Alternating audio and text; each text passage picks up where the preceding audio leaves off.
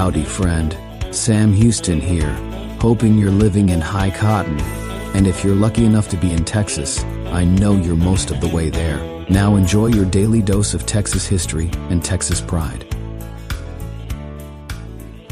Well, howdy, friend. Welcome back to the Feed Bandit podcast and your Texas History Roundup for September 5th. In 1836, the general election, presidential candidates Sam Houston, Henry Smith, and Stephen F. Austin got 5,119, 743, and 587 votes, respectively. The strong vote for Houston was a result of his support from the Army, as well as general feeling that he would be best handle the critical issues of the Republic. Mirabeau B. Lamar was elected vice president.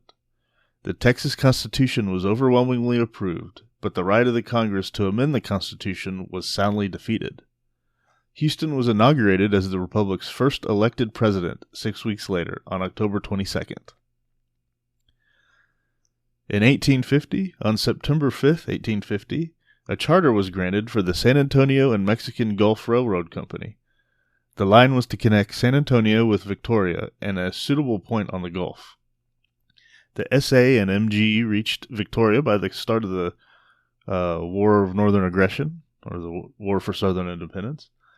However, Union forces probed the Matagorda Bay area in December 1862, and much of the SA and MG track was intentionally torn up.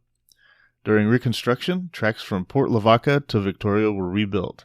In 1871, the SA and MG merged with the Gulf, Western Texas, and Pacific Railway Company. The line to Indianola was completed in April 1871, and the stretch between Victoria and Cuero was completed in March 1973. But the line to San Antonio was not completed. In 1876, Frances D. Emery was born in Kaufman County. She was a member of the Fort Worth Medical School's 1884 charter class. In 1897, Emery became the first woman to graduate from a medical school in Texas, standing second in a class of 17.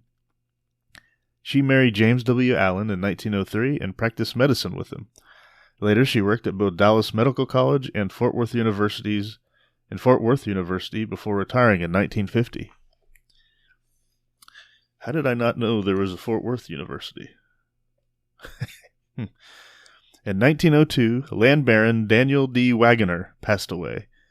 After moving to Texas from Tennessee in 1848, Wagoner bought 160 acres near Decatur in Cook County, which is now Wise County. Over the years, he and his family acquired 525,000 acres and 80,000 cattle.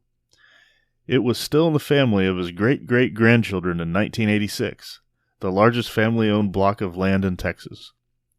It covered parts of 7 counties: Wise, Wilbarger, Ford, Wichita, and Baylor, Archer, and Knox. In 2016, sports mogul E. Stanley Kroenke, owner of the Los Angeles Rams and other teams, as well as the husband of Walmart heiress Ann Walton Kroenke, bought the ranch, which with his other properties made him the 9th largest landowner in the United States. And I think they've since put that up for sale, or parts of it, but I'd have to check. In 1930, Columbus M. Joyner's Daisy Bradford No. 3 was completed in Rusk County, ushering in the East Texas oil field, the largest in the world at the time. Since then, more than 30,000 wells have been drilled within its 140,000 acres, and the field has yielded 5.22 billion barrels of oil. The town of Joynerville was named for Joyner, who passed away in Dallas in 1947. And finally, in 1943, Governor Coke Stevenson signed the deed that transferred 750,000 acres of the Big Bend region to the National Park Service, creating Big Bend National Park. Should have kept it, Coke. The inspiration for the park was Everett E. Townsend, a Texas Ranger and cattle rancher in Brewster County. He began the Big Bend Park Association and lobbied the Park Service. Townsend, often called the father of Big Bend National Park, died in 1948. What would be interesting is to go back and look at why Texas didn't just incorporate that or create that as a state park. Why did it have to go to the National Park Service? And no matter. We'll take it back whenever we leave the swamp.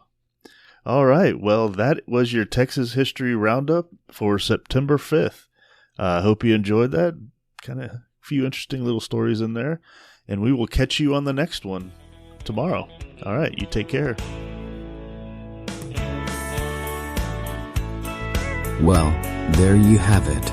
If you like our podcast, check us out at feedbandit.com. There you'll find awesome Texas First outdoors gear and apparel.